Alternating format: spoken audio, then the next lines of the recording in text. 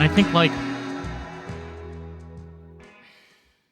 I feel like it goes deeper than that, but you feel like right now you have like this sense of clarity. Why? Why?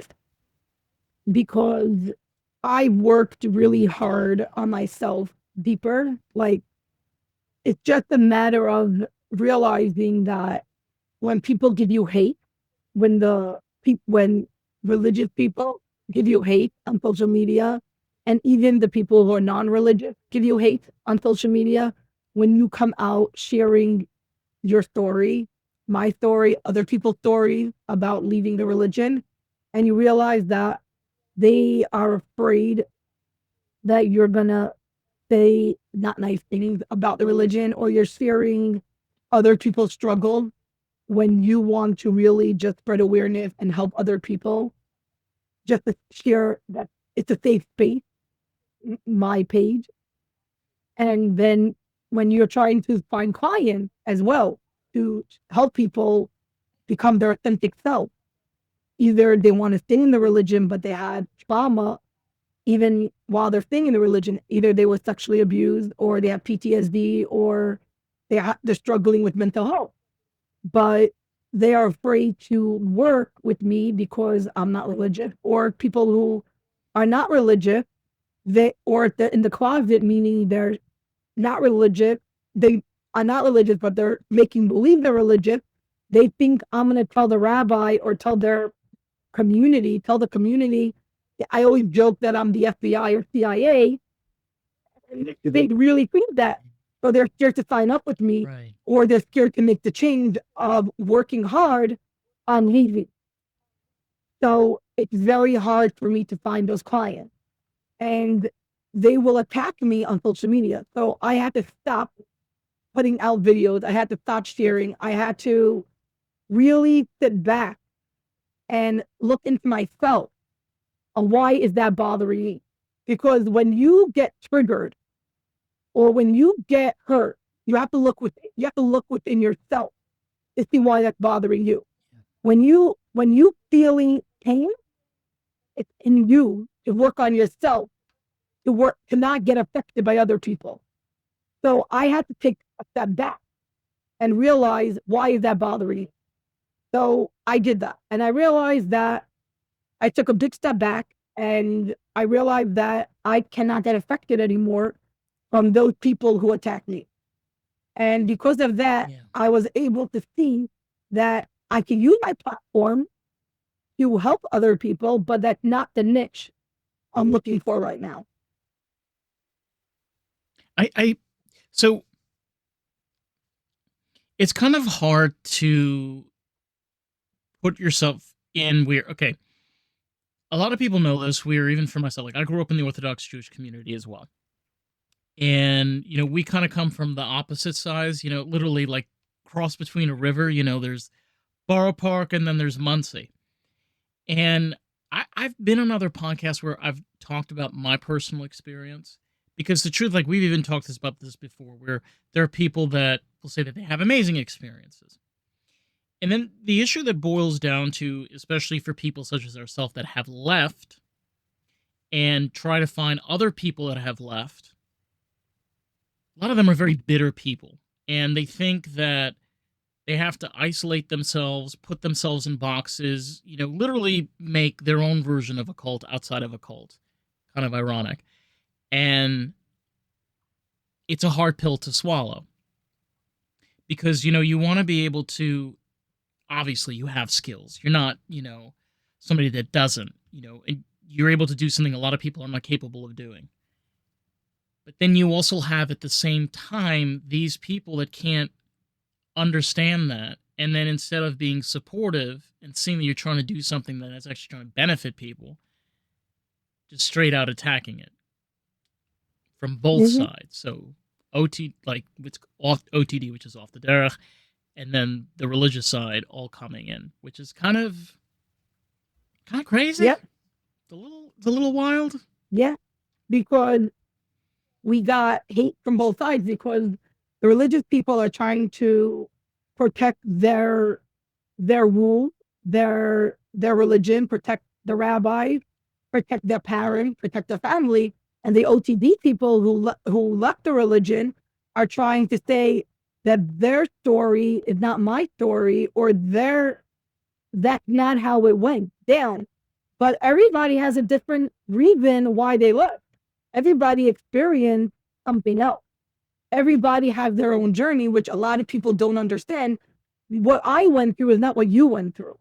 Like, I could be sharing something on, let's say, TikTok when I go live, and people will say, well, that's not your story. But then I'll say something and they're like, oh, yeah, exactly that. I'm like, so that's what I'm trying to say. So it's really a matter of people having to listen and not jump to conclusions. And I even had someone who is religious come on my TikTok, and they said they saw a video from me from a few years ago, and they said, oh, I kind of thought you were making fun of religion, but then I thought that you're coping because you had just left. And I said, yeah, that was the first time I broke Passover, and I was kind of having fun, but that was not meant to make fun of religion. Now I'm making Passover for my nieces who are religious and for my religious sister. But not necessarily do I even believe in any of this anymore, but I have to work on myself to let go of the triggers that I had when making Passover or keeping kosher and all of these things, so that I'm not putting this on my sister and my nieces, so that I am feeling good about it, so that I'm not triggered by it, so I'm not giving the negativity over to them.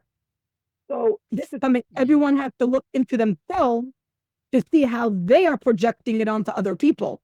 And this is something that a lot of Yeah. people cannot do when they're stuck in their ways and are not ready to make the change.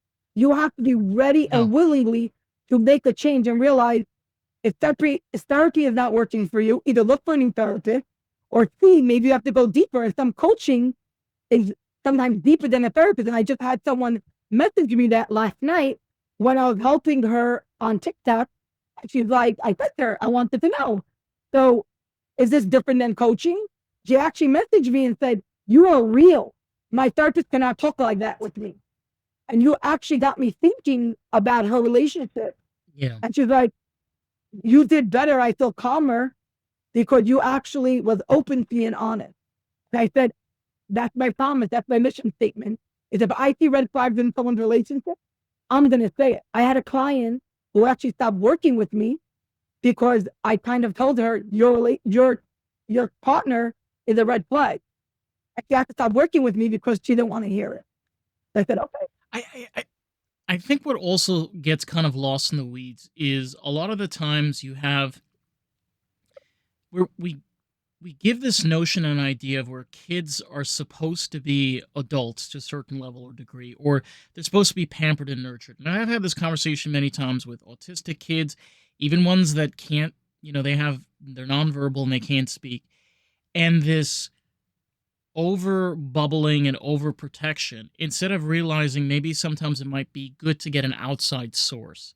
You know, therapy is great and there's a lot of great physicians and doctors, but sometimes you need a different approach of where you can have somebody that can understand what it is to be different, and you'd be surprised, like even 10, 12, even 15 years old, like you may think you're the mother and you're the father, and you're the sister and the brother, like they should be understanding, but sometimes having that outside source that just comes in and they're like, and in their head, they're like, oh my God, I have somebody I can actually connect with. And then they're able to come out of their shell. I think that's like more valuable than anything else, you know? Yeah. And that's why, that's the reason why I was talking with you about switching gears a little bit and opening up a new idea of working with the neurodivergent and mental health differently than what I've been doing in the last 15, 20 years, is working with the autistic special needs community, where I worked with individuals together with the parents, but under the agency. But I've seen so much in with that, and I see the struggles that parents face, and I see the struggles that children face based on working with OPWDD and seeing the red tape. And me coming in trying to make a difference, I can't necessarily, because I have to follow protocol. and then I'm not really listened to as much because parents have the last say. And I want to do is really come in and use my unconventional way where I have hands on learning all these years working. And I've had so much success stories where I actually learned how to work with autistic children and special needs adults and teenagers where they make so much change outside of my unconventional way with the parent not there. Either I'm walking with the kid outside, or I'm alone with the child, or I'm traveling with the child, or I'm just walking with the child in the street, and they're getting one on one attention from me. And I have nonverbal kids talk to me. They said, I love you, or I love you before they even said it to the parent. And I just sat there crying, and the parent was jealous. I had kids open up to me about their struggles, and I got them to speak up in school. I've had kids who were not eating properly, like they had ARFID or they just had sensory to food, and they actually learned to eat other foods through me. And I don't have a degree in eating therapy or speech therapy or OT, but No. I got them to do that. I got them to play with toys. I had a kid who would throw toys, and I taught him not to throw toys. I have a teenager who now he's doing art with me, and he was never interested in that, and he's drawing. Um, Yeah. so it's just an unconventional way where it's just coming in and having also discussions with parents where they could easily work with me to understand that you could still work with your therapist and work with the OPWDD, but have someone else who could come in and see the whole picture where I could work side by side with your therapist, but have someone who could see it in general. And maybe as an organizer, if you had ADHD, because I see parents who are also maybe autistic and they're not getting the help because when you get later diagnosed, like I'm now got validated by me that I am autistic. I grew up with medical neglect, so I never got diagnosed with anything. And I have ADHD, and I just got diagnosed with that in my later 30s now. And I never got the proper help, so I'm learning now how to deal with it. But it's seeing and hearing parents and partners who have children who have now got later diagnosed with it, and now you have children and you're dealing with maybe you're even a foster parent or you adopted your children or I'm taking care of helping my sister with the nieces and I have all these challenges. So having someone help you, there's nothing wrong with that. But you're not eligible for OPWDD because you're the adult now. So you're struggling. And so it's just being okay knowing that you need help. There's nothing wrong with that.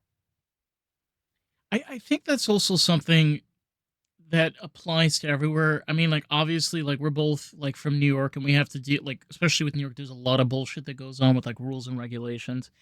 But I'm not a parent. I can't speak on behalf of all parents, but I think that one of the things that make a parents really great is the knowledge and understanding that you don't have to do everything perfect. If you know, the thing about being able to raise kids, I think, is the understanding of like you're going to make mistakes along the way, but to use excuses of where you have good income that's coming in, you're able to take care of your kids pretty well financially, and they're having difficulties, and to use this excuse, well, we can't afford it, or we can't fit in our budget, or we don't want another person coming into our situation. It's like, I get that, but at the same time, you want to be the best parent for your kids.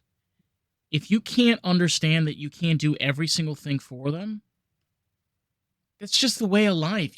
There's no such thing as a perfect mother or father and father, or mother and mother, or whatever it may be. There is no perfect formula. Am I wrong? No.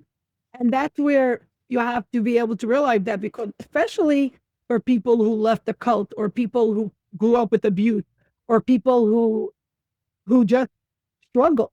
Like especially for me who left Jewish Orthodoxy, I didn't grow up with medical neglect and learning now all my health issues that I had and the mental health struggles that I had, which I knew I had it my whole life, but I just learning it now in the last couple of years. So it's every time I go to the doctor, I'm like, oh, thank you, mommy. Thank you, mommy. you, you know? And it's like, yeah, this makes sense. This is why I need more pills. Thank you. This is why I'm breathing this way.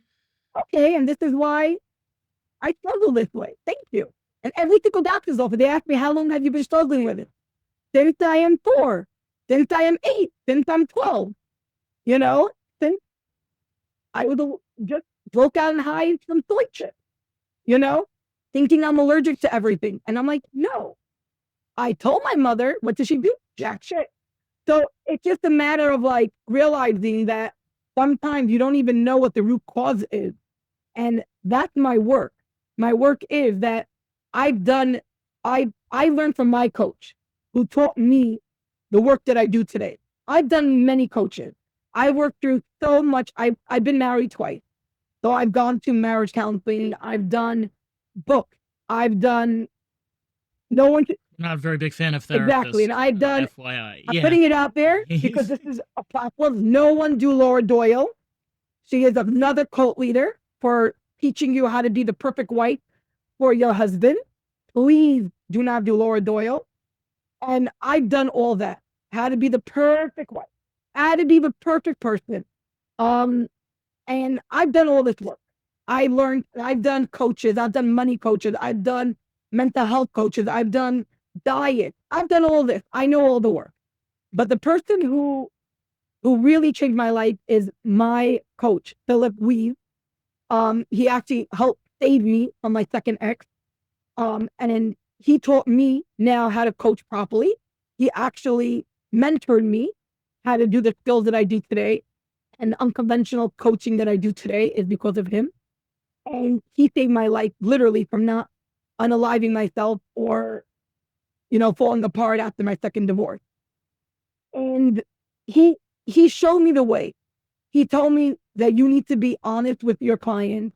You have to be authentic. And he got me to being from literally falling apart from getting divorced and like getting out to where I am today. And because of Yeah, I mean, yeah, you've come a long way. It's to anybody that's not aware of this, Shane came into my life because of Jude. Like Jude has been a long time friend of mine. Like I think it's now going on like 6 years, and you've always stuck out it as a sore thumb in a good way, in the sense where you're a loud, obnoxious New Yorker that will step right over you, and you have a heart of gold. But I think what happens a lot of the times, especially like people such as ourselves, is you run into those people that don't appreciate you, constantly belittle you, constantly demean you, and you get to a point where you say, then what is the point? I'm trying to be the best version of myself, but nobody's listening or hearing me. And we both figured out, okay, we're both pretty vocal.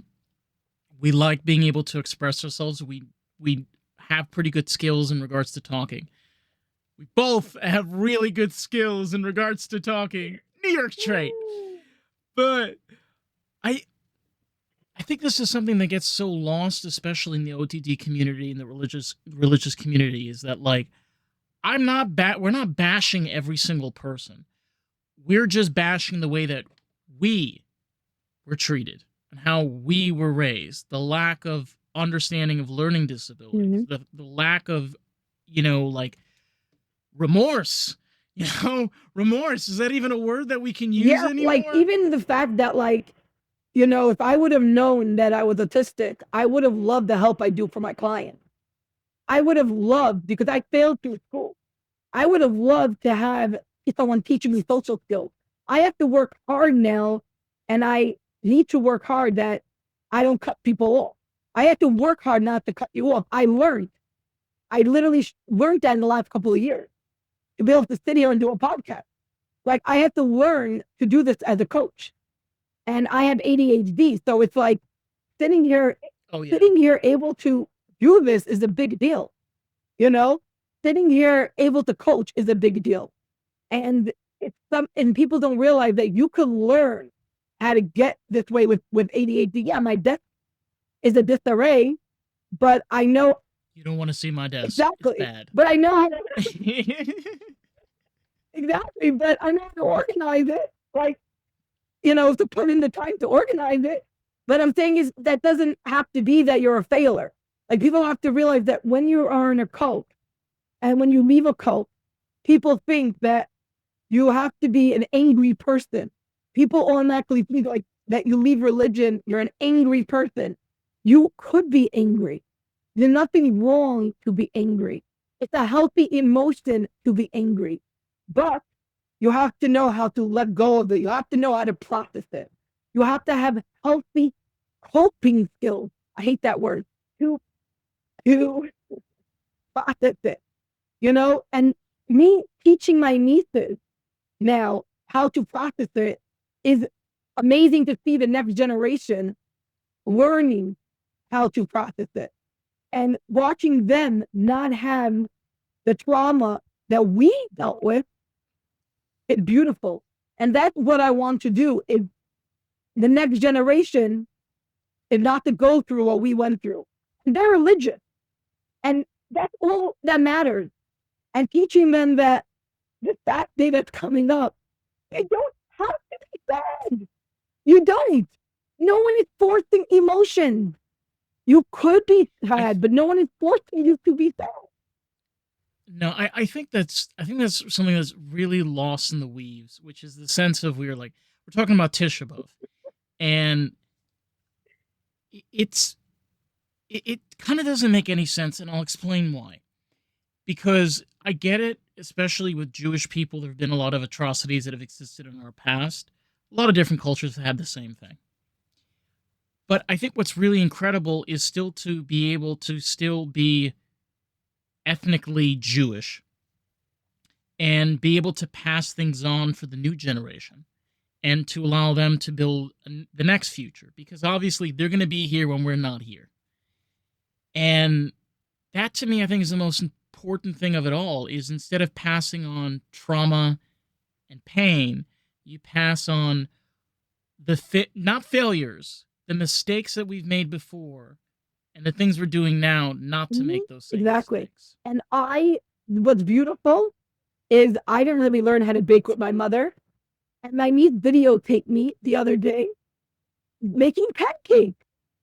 And I told her how to make pancakes. It was such a warm moment. She made pancakes? Yeah. She called me up videotaped with her tablet on this thing. And she's like, watch me, I'm making pancakes. It was such a I know which one you're talking about. We're not going to say who, but I know who. Boy, does that lady have a mouth like a toilet, let me tell you. oh my God. She does. It was a miracle. And I'm like, She's so fresh. she's like, I'm making As fresh as the pancakes. it was so cute. I like you're so cute. Like it was just a warm moment to see that like you could just teach something and she's doing it with her mother. That is so beautiful. Like it's just so beautiful. And those moments you're passing on because you're teaching them that you could have happy moments together amidst the chaos. And that's just what it is. You could go through so much pain and you could have it, but these moments could be so beautiful. And that's what we're trying to do here is not always focus on your trauma. I could sit here and tell you my whole life story, but that's not what is important. What's important is you take the lesson of what you've been through and be grateful of what you become. And people don't always understand that because forgiveness is not for the other person who hurt you. Forgiveness is for yourself. And people don't always understand that. People don't always like that. Because believe me, I hate my mother. My mother watches this. Good. Let her follow you. I hate my mother. I don't want to see her, but she wants to see me. I don't know if that's going to happen because my mental health comes first. But I can't say I forgive her. I forgive her because my mental health comes first. But I forgive myself because I need to be able to be okay when I message her. I didn't fully cut her out. She's not blocked because I'm strong enough now to message her how I feel. You know what she messaged me back? I'm not Trump or Netanyahu. I can meet you when you're ready. I'm like, didn't respond. She never got a message back. Yes, I am the president. I don't have to meet you. I would love to do a Donald Trump impression, but I'm really bad at it. I can do an Israeli impression. That's pretty good, That's a which good is message. Zelotov, achi, Zelotov. I don't want to make problem, It, but it was such a good moment where I'm like, no, I'm the president. Exactly. You're not meeting me. Like, I have a life, you know? I think also what I think what sometimes is a lot of times which is hard to process is family, especially when you have blood family. They can't tell you how you're supposed to live your life or who you're supposed to be because every single person gets a choice. Just like in my family, I have two that decided to be religious and live in Israel. I had one that decided not to be religious and live in California and build a family. And they all live different lives. They all raise their kids the way they want to raise their kids. And what I think is, you're right. You can forgive, but you don't have to forget because the forgiveness is for you. Those people that are still like, trust me, there are people that I don't know why the universe hasn't killed them yet. I Like always when say that that. day I happens, always, I know that's horrible to say, but just the amount of yeah, trauma some of these individuals have put me through, it's like just knowing that they're underground, exactly. And I say that all the lets me time. breathe. I say that all the time. It's like, why are they still breathing? Like what? Like I am the one carrying the trauma still, and they're still breathing and walking. But you know what? Then I say maybe they didn't have a slow death and suffer. Maybe that's what they need. The family should sit there and watch them suffer while I'm still walking and breathing. You know, and it's like one of those things because people don't realize that you're allowed to cut off your family. And it's important to be able to say that because your mental, I just had this last night on our TikTok live. You're allowed to cut off your family because what does love mean? I just had this yesterday. What does love mean? Self love. People don't understand. People think love means giving. People think love means giving to the other person. Love means giving space. Love means sharing, birthday presents, parties. No, love means self love. That is the definition of love. You need to love yourself first. Once you love yourself first, then you could get to other people. Then you could invite a partner in. Then you can invite your family in. Then you could decide who is not allowed in your surroundings. Then you could make boundaries. And then you could work through being a codependent. Then you could realize, is that person good? Then you could see red flags. Once you have that for yourself, then you can decide if that partner that I'm dating, you know this for yourself right away. Then you can work on your intuition. Then you can see. So love needs self-love. And people don't realize that because then you start breaking up with you have 5, 6, 7 breakups. And then you, like me, I went through 2 divorces. And then I had players after I left because I wasn't yet recognizing what the word loving until I realized, wait, I need to be okay to be alone first. I need to be okay to know what my standards are. I have to know how to communicate what I want in a relationship, know what I need, and then I can attract the most amazing partner that I have now. So that is the definition of love. And that is what we need to realize. You're allowed to block people. And then when you're ready, you could decide, do I want them back in my life? And you could decide to unblock them whenever you're ready. You could archive messages and then decide, do I want them back? But then you have to realize what comes first, your mental health, because that's self love. So I had to make those conversations with my partner as well. People from their family, and people from my family. And I had to decide to have those hard conversations. And you need to allow yourself the space to have those hard conversations. If you can't have those hard conversations, then that partner or spouse or anyone is not for you. And that means you need to slowly cut off those toxic relationships because then you're not going to allow yourself to bring in the financial success you want. Allow yourself to bring in the love you need, the successes you want, and stuff like that. Yeah.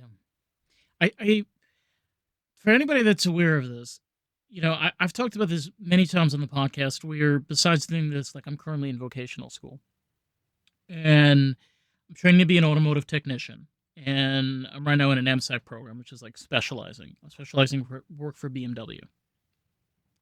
And to your point, Shane, for even for myself, where I realized I'm in an environment where I've been in one first ever relationship last year, lasted a month and a half. I realized that I need somebody that can communicate, has resilience, and can be vulnerable. And I put myself in a lot of different relationships even this year.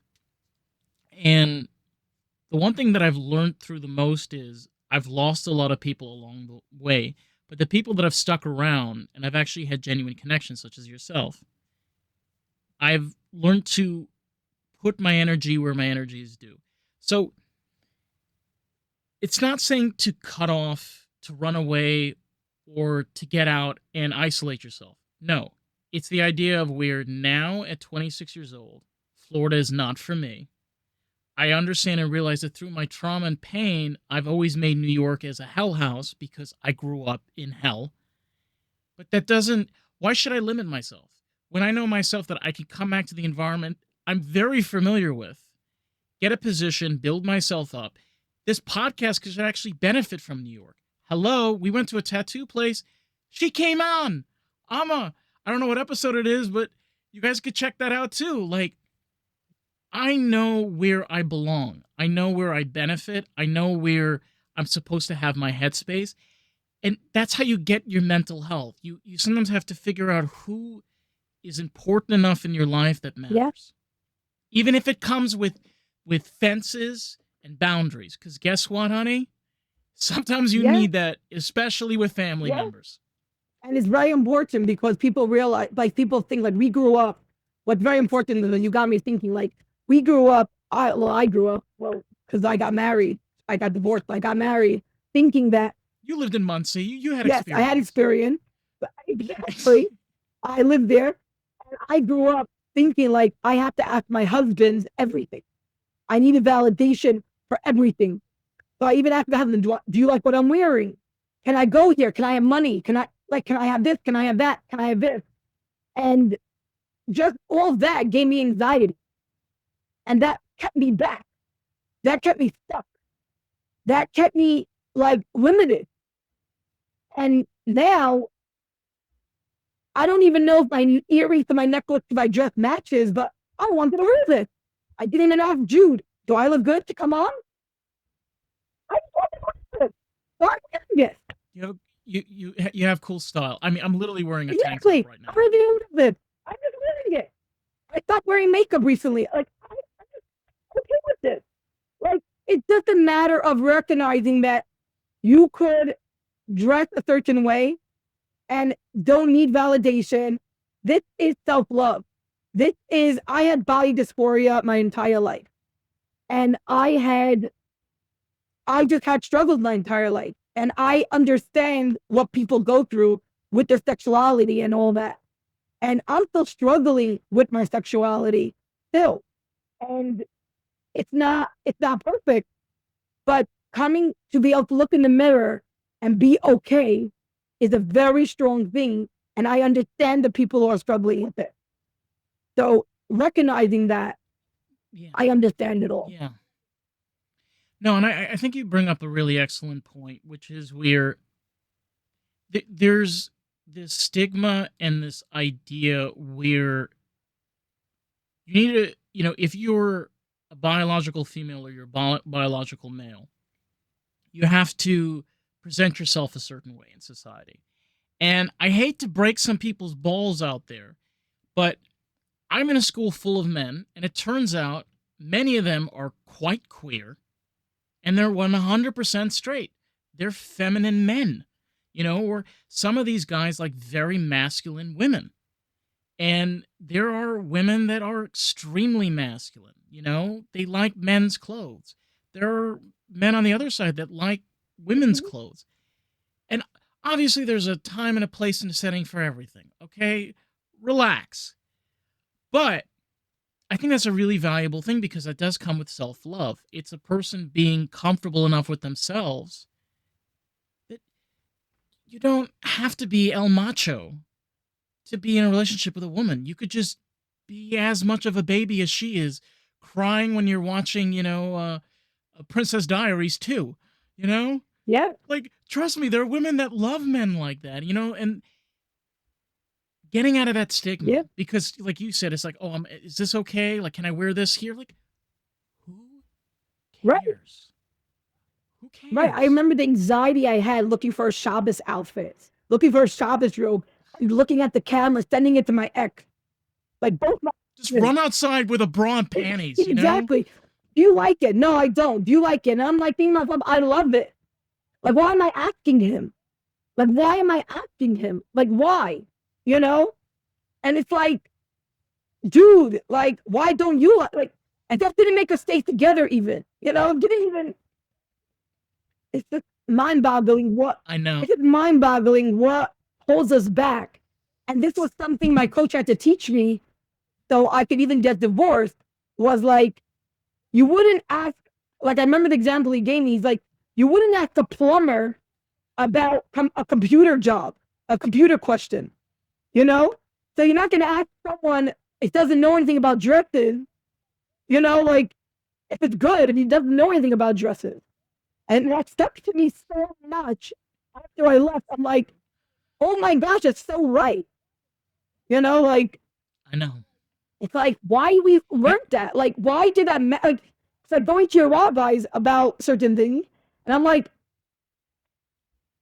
you're not even qualified. I think it also ties in, and I'm going to tie it into this, is where, like, when you're dealing with kids, teenagers, or young adults that are dealing with, learning disabilities, or they're on the spectrum for autism, whatever. I Okay, even from my own personal experience, again, nothing wrong like anybody, but like, just because you're different doesn't mean you're not capable of being really good in professions. I learned this, okay, because of my instructor. My instructor is dyslexic. All right. He's a little struggles with a little bit of learning problems, but he's a pretty good instructor. He is a master technician from BMW, and he worked for that company for 20 years. Turns out BMW hires a lot of people with learning disabilities. Why do you think that's the case? It's because they realize, as a company, they're dealing with a lot of electronics, a lot of mechanical things. People like me, we love Yeah, systems and structure. So you can have functional adults coming out of these people. To box them off and making them think that they constantly need another person to hold their hand, I feel like you're just crippling yeah, them. So what? They can't speak. Like, we have speak to text. There's AI systems today that allow people to talk without even moving their mouth. Like, what what is all of these red curtains? What is all these obstacles and boxes that are people coming up with? Like, I don't deal with this, mhm. because I don't have any of these kids or whatever, but like, Yeah. They're very smart. They understand so much. I worked with them, and they are brilliant. Like they know they hold your hand and take you for what they want. So cute. Like the kid I worked with, I was listening to Katy Perry Roar. I forget the song, and that was the song that helped me get divorced. And he would be like, "Roar, roar, roar." It was like his favorite song. He didn't speak. Like he would talk to me. crazy. He didn't talk to nobody, but he'll speak to me. So like I they are capable of so much if we have like if you have the right support, and it's not even a matter of you have to find the right people. Yet schools do a great job with them. And therapists out there do amazing, they're amazing heroes. Oh yeah. Amazing heroes. Schools, the right schools are amazing heroes. They really put up with a lot. They're amazing heroes. But sometimes you just need that person to see the overall picture and helping the overall family without having to think that they're going to call um, child services on them. It doesn't mean everybody is going to do harm to you. It's a matter of thinking that people are out there to actually help you. People are out there that love you, who want to help you. It could be over Zoom, it could be, just in your house for support. Like people are out there to really help you. I've been there, I've seen it. It's just it's challenging, and this is ways that people have to understand that it's struggling. Like, I'd see TikToks where it's hard. I've seen it on social media. I've been there also in person. Like, it's challenging. It's really hard. But everyone can get, like, it's just challenging. I think what's hard is to be able to accept the fact that not everything not everything comes easy. And one thing I've even learned, especially like with doing podcasting and speaking with other parents, is it's it's okay when things are hard. Like, I don't think any parent is comfortable or honestly can say that, they've had a smooth sailing from beginning of birth towards teenage years, but it's that resilience that comes with it. This ability that you want to do the best things that you can. Even when the time, like, you have kids in their 20s, and they're still struggling. You want to do the best thing that you can, because let's be honest, all right? And I'm not trying to give any criticism, but I personally believe both of our parents, both sets of our parents, could have never had children. Period. And I mean that in the nicest way possible. Every single one of my siblings, including me, are all messed Oh yeah. up. The reason why I'm 26, gay, and barely in any relationships, don't really want to have kids, don't really want to get married, is because of my Yeah. siblings. Like, my sister's kids, I love them to death, but holy shit.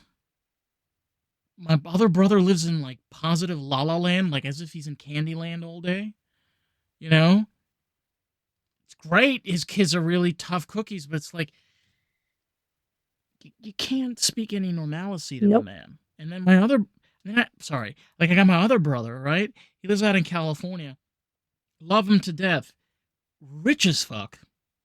Gives his kids everything they want. They're sweet kids.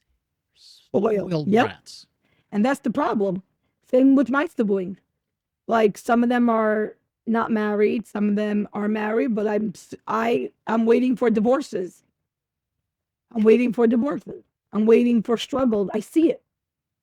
And some of them are in La La Land, some of them are not, like, just horrible. And my nieces and nephews, a lot of them are messed up.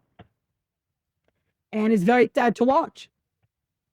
It's very, very, very sad to watch. And It's not easy. Like, people, again, it's so easy to just, excuse me, put a dick in a vagina and call it a day and yeah, have fun.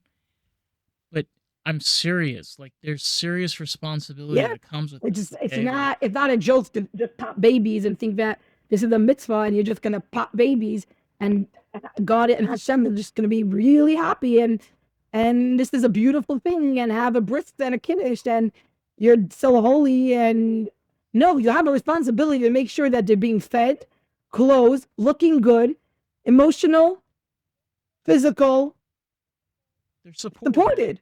And then if they're coming to you with issues, you're there to properly help them, not have to ask the rabbi. Use your intuition.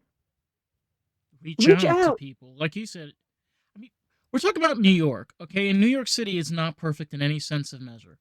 But the amount of nonprofit and organizations that exist in the five boroughs, there are so many organizations and things people can reach out to. And you have people such as yourself, like, there's other things you can reach out to be able to help. It's like, they're your kids. And I keep repeating this through this entire episode, but it's just so true. But It's you like, shouldn't have to rely on the organizations. You should be able to no. you should be able to support yourself without relying on these organizations. Because when I left, I was still religious. And I remember telling my mother, I don't want you showing up to based in the Jewish court. My mother's like, well, I'll give you $750 towards your get. And I said to my mother, I don't want you there. I made that cut not to get support anymore. Because I'm like, I am not being codependent anymore on the religion. I don't want to be codependent anymore. Because this is how people stay in the closet, because they meet the dependency on these organizations, because once you dress like this, you're cut off for help. And I'm like, I rather live free of anxiety and being stuck into something than getting help financially or clothing or shoes. I don't know, whatever they give you, food, than being stuck into these organizations. And that is a statement I made. And I don't want my mother there for reasons that she would be embarrassed of me, of how I acted at Based-In. But I was like, no, I don't need your $750. I'm not codependent anymore of you. That's it. And No, and it's it's it's crazy even for myself. Like, I'm not going to say who, but I've had family members telling me like, "Oh, okay, you're relocating. You should ask family members for money." And I keep telling them like over and over again, like, I'm doing this on my own right. Like, I'm going to figure this out. Because when you think of codependency, obviously, you're in a romantic relationship with somebody, having codependency is important. It allows you to have proper communication back and forth. But this notion of always needing codependency, never being able to do things independently, figuring things out on your own, giving yourself the opportunities to actually push yourself forward. You limit yourself. You put yourself in a position where you are bound by the rules of whatever is giving you that yeah, codependency. religion does it to you. Religion does it to you. Religion, Judo always says, it's really funny. Judo always says religion could be good or religion could be bad. Religion could be used as a weapon or religion could be used as a gift. And that's And it's not just Judaism. I mean, again, we've talked about this. OTD is another yeah, religion. With those yeah. communities, religion comes in all different forms, flavors, and Even the shapes. queer community, even LGBTQ, I'm sorry, there could also be another It's a cult. religion. Yeah. Yeah. It really is something like if you do anything in a rigid way with your own set of rules and your only black and white thinking, then it's a cult. And that's what it is. And you have to realize that it's just a matter of realizing that you need to be able to be free thinking and fluid and able to be like, okay, so what do you want? What would you like? Like have conversation. Like it's hard when you're autistic and later on you find out because a lot of autistic people are black and white. So this is something you need to be able to open and learn and be willing to make those changes and not blame it on your label. And this is something that people have to understand. You're not excused with your label. And this is people I've cut out. Because if you're excusing yourself with your label, I'm sorry. Like I could walk around and be like, okay, I am labeled, so I could punch you in the face because I could be physical. My father showed anger. He slammed the table, he slammed doors.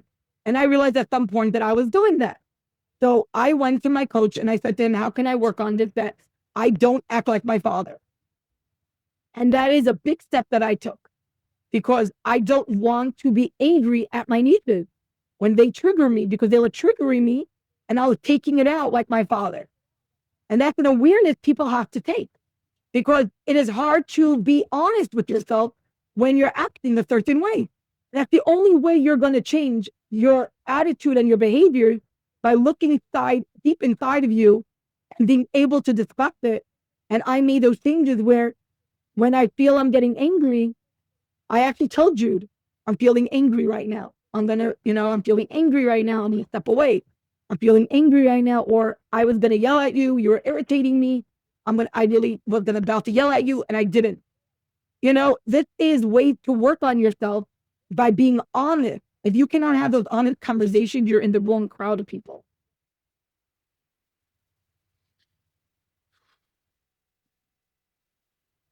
It's hard because I feel like a lot of the times to get there, you have to go through a lot in order to be able to see it. Mhm. And I think, and I'm going to be straight up and honest, I think this is something that you can relate to the most. This is something that I feel hits home more than anything else. sexualizing teenagers, I think, is completely wrong. Like, teenagers are teenagers, you should leave them alone. But the lack of sex education, the lack of being able to allow people as they're growing to figure out their own sexuality instead of them learning it the hard way, which I did in my case. In my case. You, in your case too. And I think one thing that has happened to me now is the sense where I cut off romantic relationships very easily. If something is off, if something doesn't feel right, I just ghost them. I'm not interested in. I'm at a point where I've started to learn and respect the fact that if anybody is ever going to date me seriously, they're going to have to work really hard because I'm not. There's no like sweet cushion at the first date. Is just all right. Okay, my dad did this to me when I was 5. My mom did this, like, straight list. Like, they're like, what? I'm like, I'm gonna keep going. You could leave because I got 3 hours more of this commentary to go. Exactly. So, letting you know. Exactly. You're like Zenny playing hard to get. You're like Zenny. Listen, Midnight, right? I'm exotic. Hello. Right, Midnight? You know how many? Our cat. Right, Zenny? You're playing hard to get. No, seriously speaking, it is really true because when you come from trauma and you have PTSD and you have those triggers and you have what you've been through, it's very hard to separate the mind and be like, okay, you went through this. How do I now take it where I can see that person to give them a chance, or are they really hurting me, or they themselves don't even understand what they did wrong? Now, this is funny. Jude and I, in the very beginning, the only argument I remember, Jude and I probably told you. Of many arguments. Yeah. I don't even remember half the arguments I have with Jude because I'm like, we never fight. So I'm like, we never.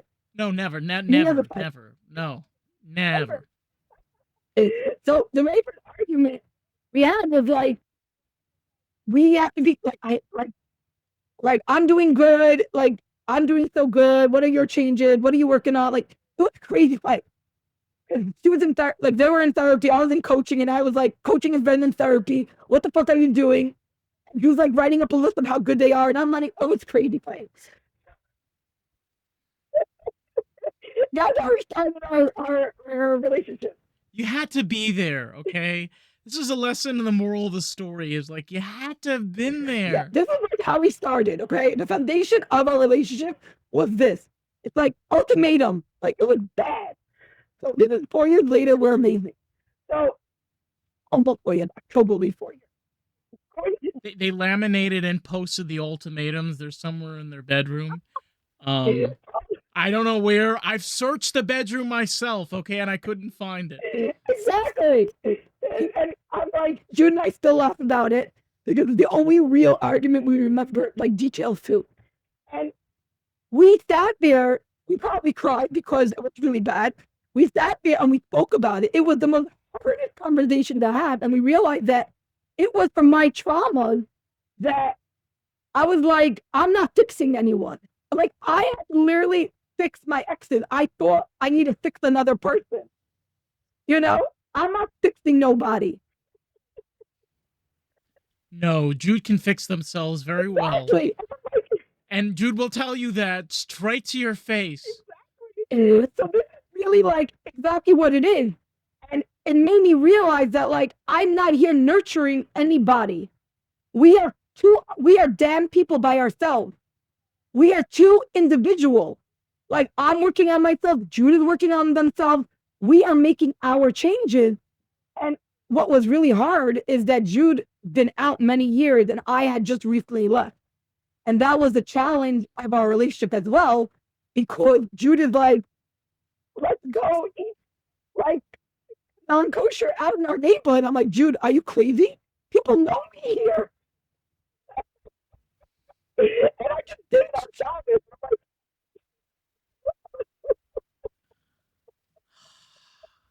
Let's just say Jude had a very bad influence on Shane. Jude's like, and then our first PayPal, we went to McDonald's, and that's what the video we put up, and we got so much hate on it. But like, that was just because like that was the first piece I wrote.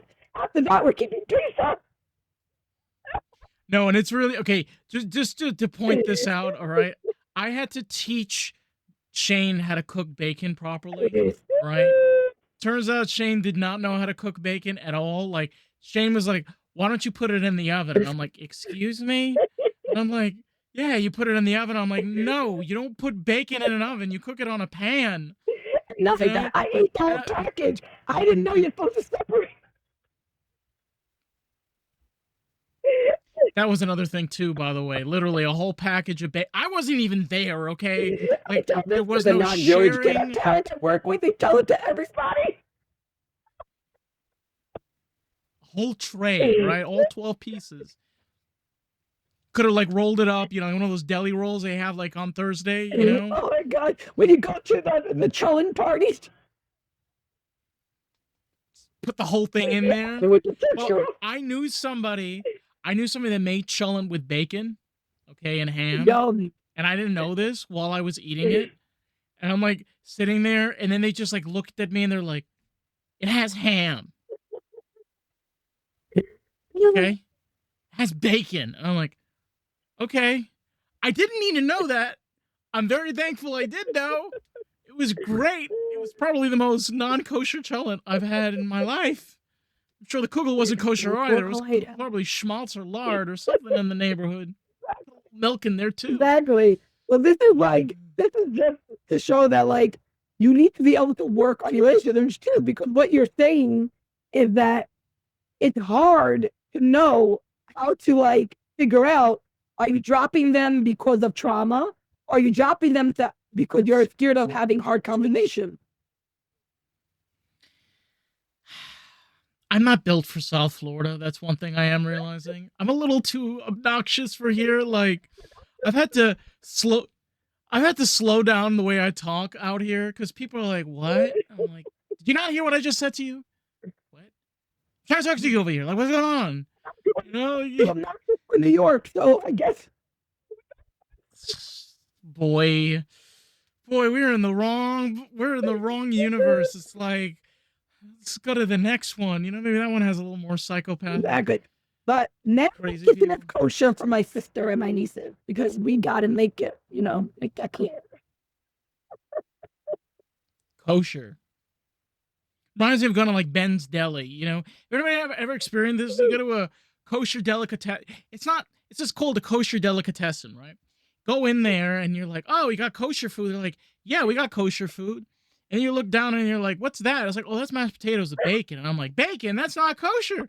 They're like, "Well, we're kosher style." And I'm like, "Hang on a minute. Hang on a minute. Okay, wait. So you're a quote kosher delicatessen?" They're like, "Yeah, we make kosher style food." And I'm like, so same thing like with the Orientals. We have the Chinese food. It's not technically Chinese food. It's American Chinese food. Like Listen, it's called American Chinese food. we Like do it's our best. no, I'm serious. Like I have no gripe with those kosher delicatessen. Like put all that bacon on my pastrami sandwich. Exactly. Like I'm cool with that. But No, we're it's kosher. We not. support our nieces. We really go with our nieces and sister. And you know what? Because they respect us 100%, so we respect them. This is very important to put out this, because when you leave the religion and you come out queer, a lot of people disown you and you lose a lot of family and friends. And I lost everyone in my family besides my sister. And my partner lost a lot of people in their family. They have their parents and they have a few siblings. So because of that, I do a lot for my sister and my nieces. And because they respect me for who we are, and because of that, they come to us for everything. So because of that, we do a lot for them. And people respect us for that. And we have a lot of religious people who support us for that. And I am very grateful to those religious people for that. And because of that, I have to work through not being triggered for kosher and for holidays, but it's good. And yeah, so No, and I think it's just putting it I out think there. it's honestly like being no, I'm serious. Like, I think it's a really important balance because the idea of which is weird. I I believe in this concept where if you respect me, I will Yeah, respect you. You know, I I have no gripes. If somebody feels that Jesus is king, kudos to you. You want to be Christian? That's Exactly. I'm the great. same way. Like, I I don't care if you come on my TikTok and you talk to me about Christianity and you want to tell me that you have trauma, I'll work with you. I don't care. Like, you tell me you're not an atheist, I don't care. I'm an atheist, but you're an atheist, I don't care. If you're not an atheist, I don't care. Like, I respect you. If you respect me, everybody have their story. Everybody has their story. Like, I do not judge. And that is what I learned with my nieces, having them in my life. Like, they really taught me a lot, seeing that you could be in two worlds. And that tells me the book I wrote. I should go get it. I mean, if you want I to, forgot to have it next to me. I didn't even. Yeah, I mean, you besides coaching and being a TikTok shadow ban celebrity, um, which by the way, you get the crown for that title, by the way, which is just absolutely phenomenal. But you've definitely like you've definitely been able to learn a lot along the way, especially like even with writing and being able to do all of this. But like this is not something that you learn in two No, weeks. I try to emphasize this really hard where you the real way to success is actually putting in the time and energy and understanding it's not overnight. no. It could take a Yeah, minute. it took me. I did so much coaching over the years, so obviously I had experience before I got to my main coach who changed my life. But he actually taught me what a narcissist is. He taught me what self love is. He taught me what like what like how to really not diet anymore and how to enjoy life. He taught me what life is and how to really experience living instead of dying. He taught me to choose leaving the religion because he helped me set my goal. He asked me the right questions that I've learned to ask my clients so they get the answers they want. He taught me where I need to work on, and he taught me how to do the healing that I do on my own that I do with my client.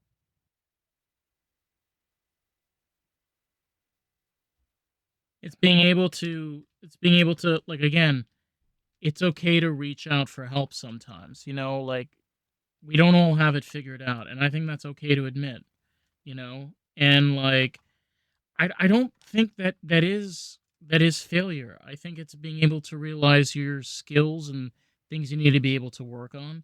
And I'll be honest, I think like even speaking with even the gay community, or the LGBT community, this is a real problem that exists. You have way too many people that are hung up on hookup culture. They're too hung up on. I've heard this too many times. Like, let's go out and do drugs. Let's go out and like party. Let's go out and have fun. And all this. Like, you reach a point in your life where it's nice to have fun, but it's nice to be able to have somebody that doesn't chicken out on a relationship because you got too intimate with them. You didn't go on enough, excuse me, dates with them. Mm-hmm. Which, what the fuck does that even mean? All right, like you're so materialistic. That's also another thing is being so materialistic. It's like the car you drive, the salary that you have. Yeah. Get the hell out of here. Mm-hmm. And those things are not even so important when you've gone through so much. Yes, you could stop buying those things and collecting those things like I do, but those are not even so important when you've gone through so much. It's more important to get your mental health in check and get your triggers in check and knowing that your triggers don't define you. Like, you don't need to throw up from the smell of chillins anymore, like I did. You don't need to have a panic attack when you pass by a synagogue where they actually like hurt you so much. You don't have to have a nightmare. Yes, medication can help, but even with medication, sometimes it doesn't fully help.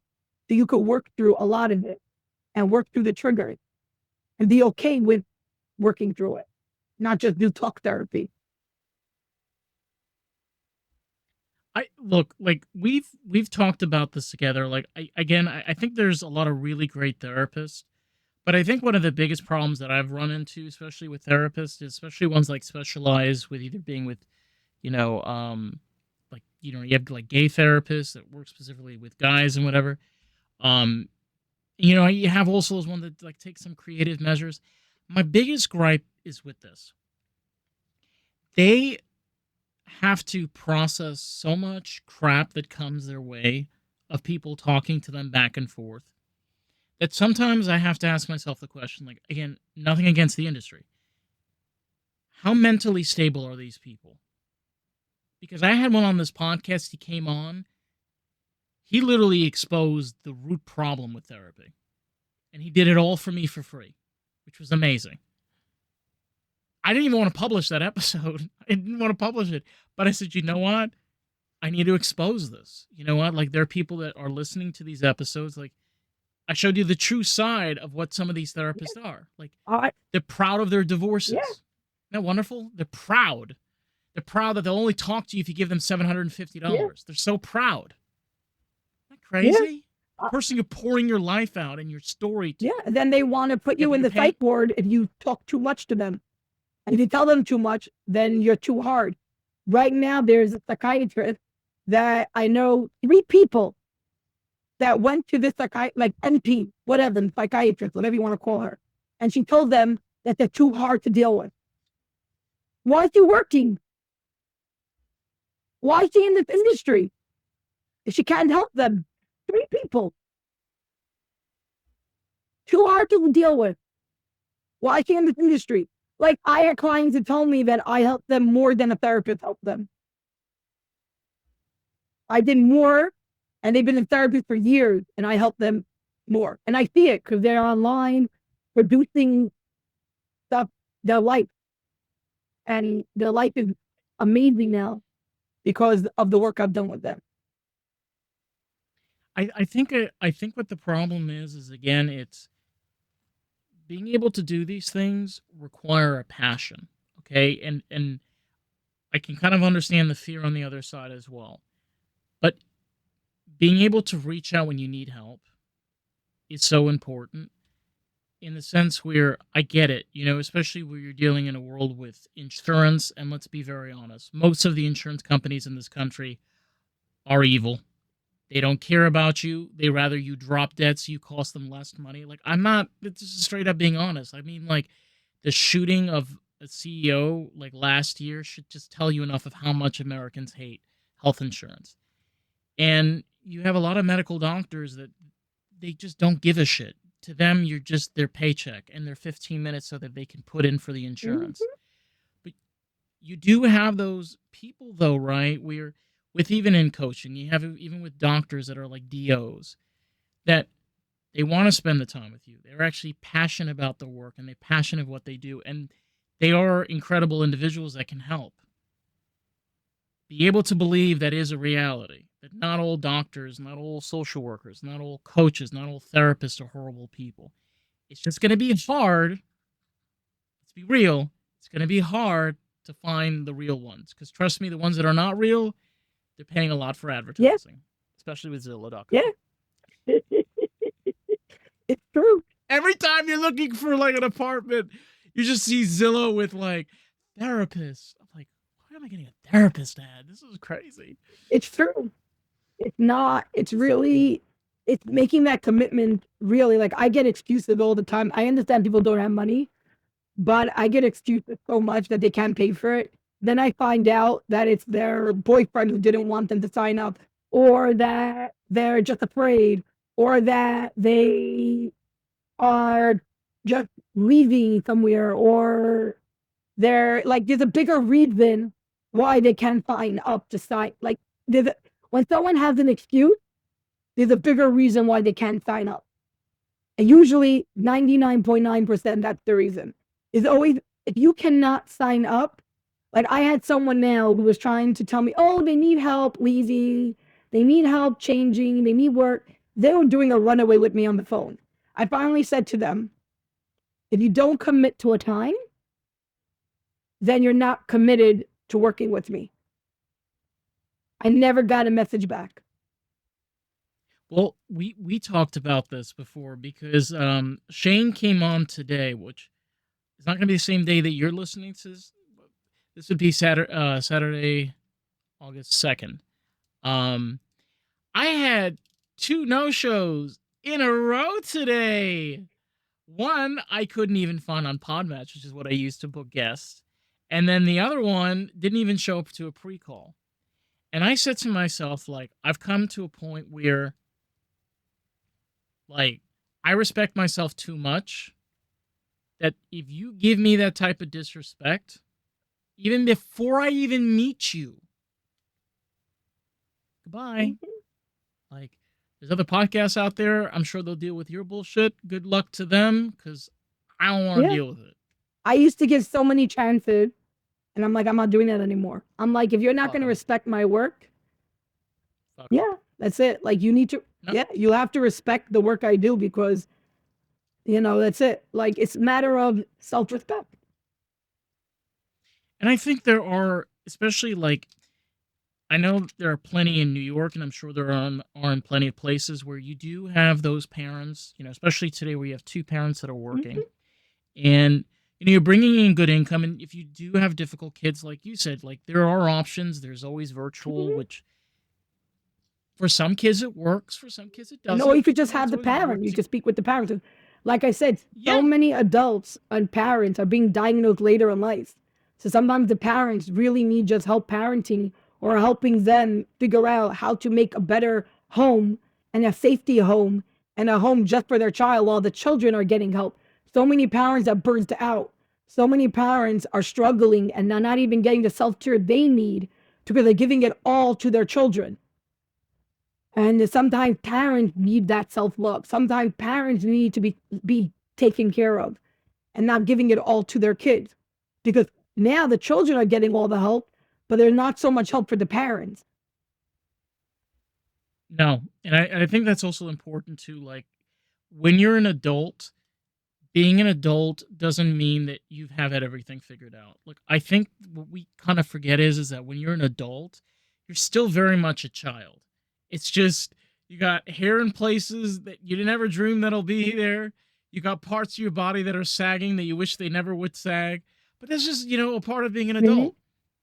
And you're not you're not failing. You're not being a bad person if you can't be able to handle certain things. It maybe just means that you need to learn a different approach to be able to, like, figure that out, Right. and make a game plan for yourself where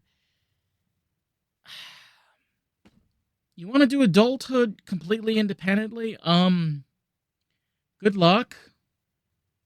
I know a lot of people have done that, and they're really fucking stupid adults, to be honest.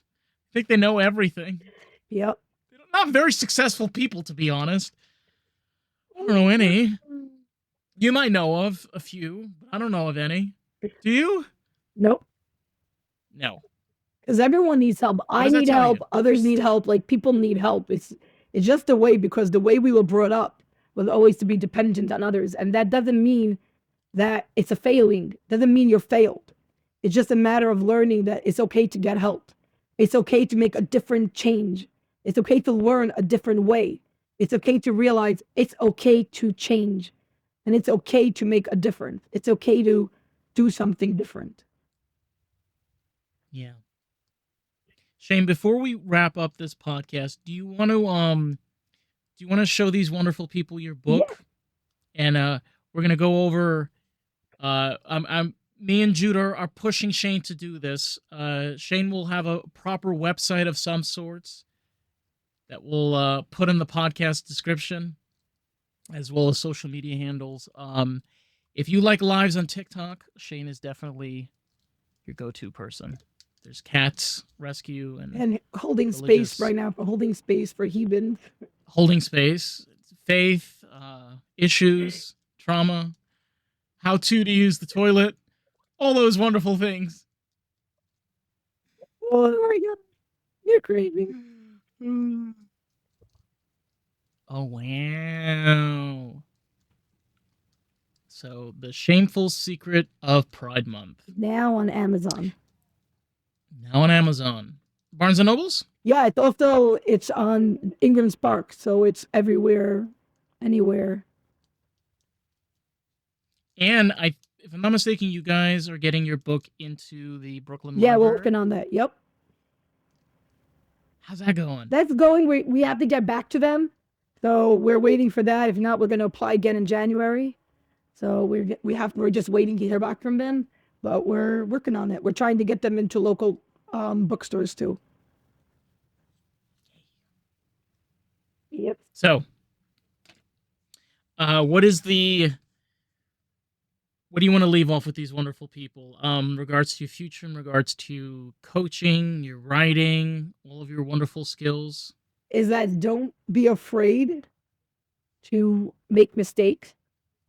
Don't be afraid to ask for help. Don't be afraid to, don't be afraid to realize that you're struggling and you're not alone. So if you're feeling depressed or you're feeling lonely, know that there are resources for you to lean on, and know that you are worthy of being here. You're worthy of, just know that you're worthy and you're good enough. And that Yeah. even if you're coming from a hard life or you experienced any kind of abuse, there's ways to change. There's ways to move forward. There's ways to wake up every day and know that you exist. Know that you're worthy of existing. And know that, you're one of a kind. And it takes time to get to your authentic self. It gets, if you're wanting to leave a religion or you're wanting to heal from trauma or you're wanting to just get help with your children who are autistic or special needs the unconventional way, or you need help with that, there's resources with me or other people, but I'm saying like there's ways to get help and you just have to look out for it. Yeah, 100%. I think that's really powerful too. It's the healing starts with you, ladies and gentlemen, and non-binary people. You got to be able to start there, and if you start there, you'll be able to get yourself on either. Might take you 5 years, might take you 10 years. Sometimes it might take you a whole life. Yeah, but at least you're starting. you're starting. Yeah. Where can you're gonna work on the whole website and everything, all right? Me and Jude are gonna bombard you with this. Where can everybody find your work? Your socials? Yeah, so Instagram, Religious Revolutionaries, until we change it, but now it's Religious Revolutionary. TikTok, also it's called Safe Place for Heathen, I think. And then also we go with our cat, but we also have good conversation there. Rescues, knickknack. You could just look for Shane and Jude. Just look out for Shane and Jude. You'll find us anywhere. We're on Google it. You'll find us. You'll find us. Not hard to. Well, be careful because there's another Shane that's online, and if you see a picture of Shane, Shane is not. Yeah, you're not the shooter. A totally different person. All right, just putting that out there. Okay, I did not have a shooter on this podcast. Watch the video. Okay, that will help clear that up. All right. Yeah. So just Google us, Shane and Jude, because we're changing the but we're out there. You can't miss me on TikTok. You'll find us. We're always going live. We're always here to help people, showing you that you're not alone on either platform. I'm probably going to open another TikTok for the special needs crowd, because the religious crowd, more we talk about religious stuff, about helping people through their religious challenges. That's not changing. If someone needs help there, I'm coaching that too. I'm here to help whatever you need help with. I don't, what's the word? What's the word? Je ne sais quoi. I don't, what's the word? I don't care. I don't defend the word for it. No, you're open. You're a person that, again, you have a lot of experience with coaching, and like anybody that's listening over here, I know this is an artsy podcast, but Shane is no exception to the rule. Definitely, like, if you're not in the state of New York, don't worry. Shane will still talk to Yeah, you. I You coached. could reach I out coached virtually. virtually, all over. I've done. I did. Yeah, anywhere. Yeah, Everywhere, anywhere, anywhere. even Yeah. Alaska. Even Oh, I Alaska. forgot the Even time zones. or Hawaii. Aloha. I'll figure out the time zone. I'll do that. ChatGPT. What time is it here? Now Google. What time? What time is it in New York? The time is it in Hawaii? Oh my god, I run into that. Oh my, I have to tell you, like, even longtime friend, regardless, like, I think we covered a lot of stuff here. We left a lot of people thinking, maybe open up their minds a little bit to realize, I think, two things that are the most important. Self-healing starts within yourself, and it's okay to admit that you have traumas and triggers. Yeah. I think it's the two most important Yeah, you things don't need to know. when we People walk. don't need to know your story.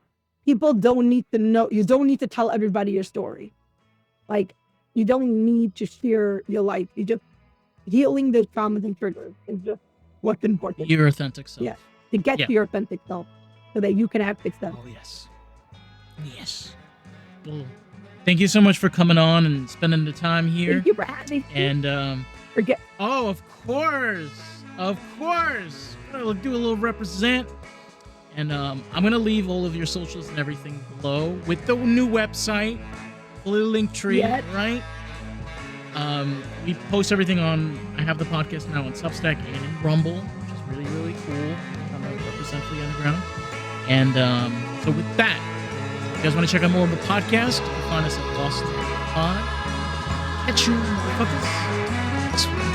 All right, peace out. Yeah.